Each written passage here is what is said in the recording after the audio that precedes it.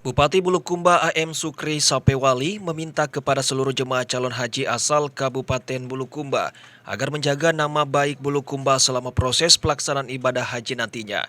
Himbauan ini disampaikan saat menyerahkan 455 jemaah calon haji asal Bulukumba kepada Panitia Penyelenggara Ibadah Haji Embarkasi Makassar pada Rabu 10 Juli 2019 yang berlangsung di Masjid Kuba Asrama Haji Sudiang, Makassar.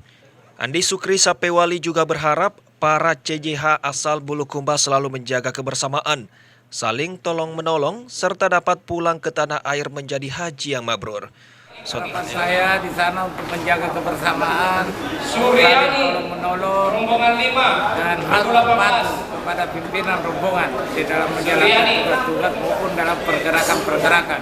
Sebelumnya, jemaah haji Bulukumba akan mendapatkan pelayanan berupa akomodasi asrama haji, pemeriksaan kesehatan, serta bimbingan manasik haji sebelum bertolak menuju Tanah Suci pada Kamis 11 Juli 2019.